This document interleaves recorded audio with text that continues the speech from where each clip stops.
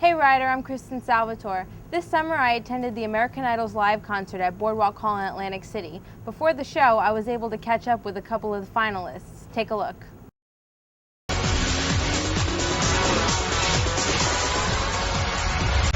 So, how's the tour going so far? Yeah, it's been going very good. There's something real ethereal for me about being able to travel the country and play music. So to be able to do it in this capacity is it's pretty awe-inspiring. You know, to walk out on stage every night and see thousands of people just like it's a cool vibe.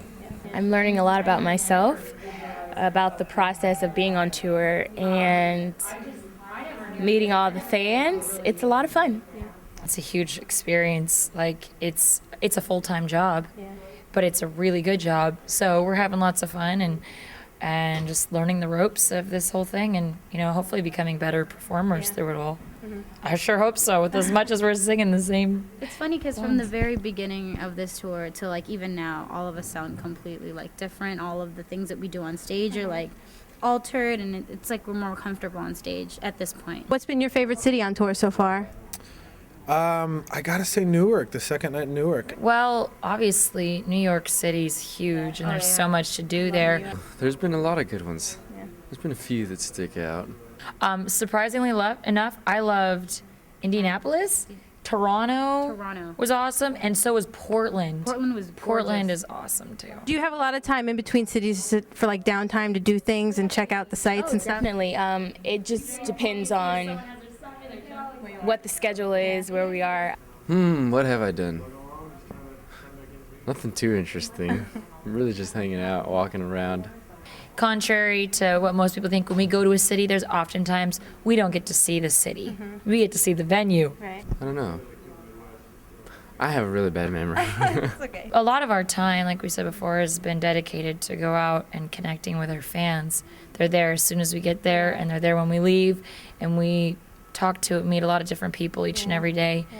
So between that rain or shine, they're still out there. It's pouring rain or it's hot, you definitely have devoted fans. Very devoted fans, and I'd like to say that I think we're pretty devoted to them as well. Yeah. So, do you have a favorite performance of yours that you've done on the show this season? I would say Somewhere Over the Rainbow was my favorite, just because I think technically it was the best. When I watch back, usually I watch back videos and stop halfway through and I'm cringing. But that one I could actually watch, and I was happy with the way it came out. Yeah, it's really funny. I went back and watched a lot of them the other day, just feeling nostalgic, I guess. And I watched Music of the Night.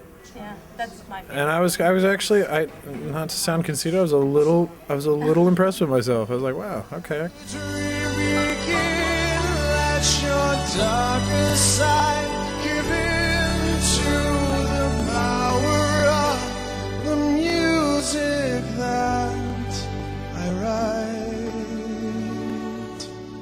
The power of the music of the night.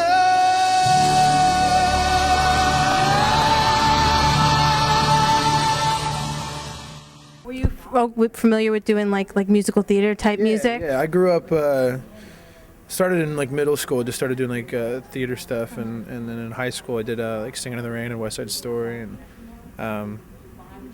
never got a chance to actually do any Andrew Lloyd Webber stuff, but it was cool though, like to be able to kind of meet the man behind all of it, and have him, like, he was probably my favorite mentor all season. Really? Like, I felt like we both really kind of tuned into the same vibe, so really just an absolute gentleman. And then to be able to do one of his songs on a national TV show was pretty cool. I had seen actually the interview where they let you talk to Carly Simon. Well, I can only imagine how amazing that must have been. What was going through your head when that happened? Well, it was like 4 a.m. I had just been eliminated the night before. I was feeling pretty down. So as soon as I heard her voice and she started talking to me, it like instantly like shot me up, and I felt kind of like this renewed excitement and energy, and she really motivated me and gave me some really positive encouragement. So obviously it was incredible to talk to her. I noticed a lot of you guys have your own MySpaces and you kind of deal with them yourself. Do you think that's like a good way to connect with your fans and keep to what they want and stuff? For me, I found it a good way to connect with my fans, only because I'm giving them an insight of who I am, because they weren't really able to get a good glimpse of who I was on the show, because a lot of people don't even know, like they'll do an interview with me and they're like, oh my gosh, you're so much fun, you're so energetic, oh my gosh. The show like did not do you justice, and I'm like, well, it's a TV show, and you know, they show what they want to show, and they show what fits in with what they're doing. So I mean, the blogging on MySpace actually gives me a chance to actually connect with my fans and tell them, you know, how my day was, how the crowd was, the energy that I was feeling from them, and, you know, what I'm feeling. And they get a better sense of who Saisha is. So, yeah. I wanted to ask you really fast, your songs, your CD, Songs from the Attic, I love the CD. Oh, wow, it's so thank great. you. Did you think it was going to kind of resurface like it did? It was kind of a surprise to me when it did. Yeah. It was re-released right after I was on the show, and So you didn't know about it? not really, not till afterwards. And the good thing is that people are embracing it, that people liked it. You know, it was started out as a demo that I recorded in an attic, and you know, we thought, hey, you know, I've got, you know, a handful, 10 songs. Let's make it into a CD and re-release it on, just release it on our own before the show, and then, you know, after the show, it appeared out there, and I'm like, oh, hi. Now, two of my favorite things about the show are the group performances you guys do and the Ford commercials. They're probably the two things I really look forward to every week. Do you have a favorite group performance that sticks out in your mind? Favorite group performance. The one that really always sticks in my head is the first one. First one I ever did. I don't know why. Maybe because I was wearing a suit, and I don't know. That was just fun. The first one, we were talking about that the other day with a few of them. It was just a lot of fun. I like the Beatles one. Where, Which one? I don't know, where everything was super slow. Oh, with the one camera, Yeah. because the world is Yep, round. that one.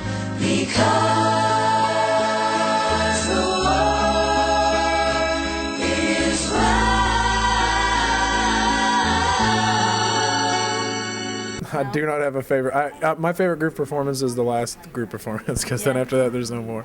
Okay, I liked 9 to 5. It was really goofy. Working 9 to 5, way to make a living. Every getting by, it's all taking and no giving. They just use your mind, and they never give you credit.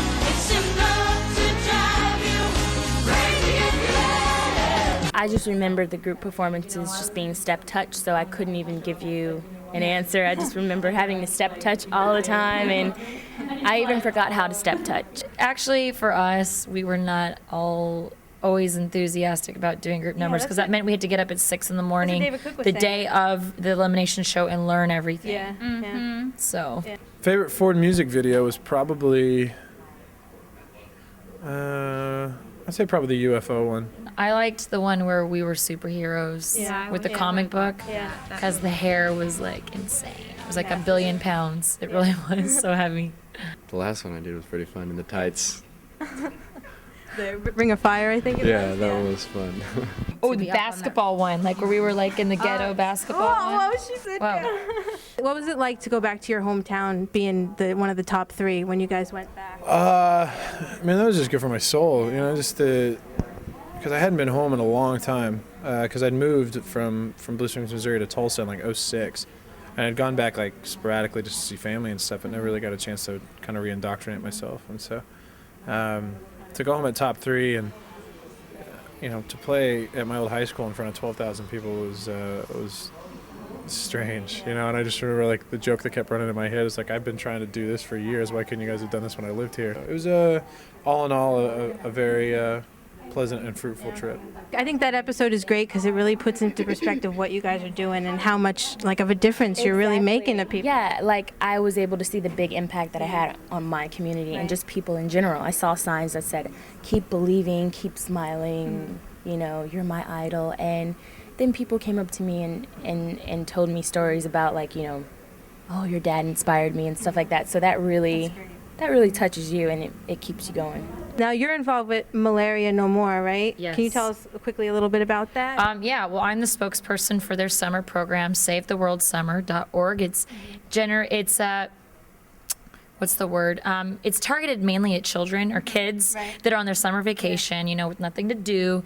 And it's, you know, the idea is to get them out and doing things to kind of raise a little bit of money to contribute to Malaria No More to buy these mosquito nets along with other efforts that they're doing in Africa to help eliminate the disease altogether. You know, those mosquitoes, they're nocturnal, and so they generally target children 5 and younger and pregnant women. So, you know, it's kids helping other kids. That's the idea.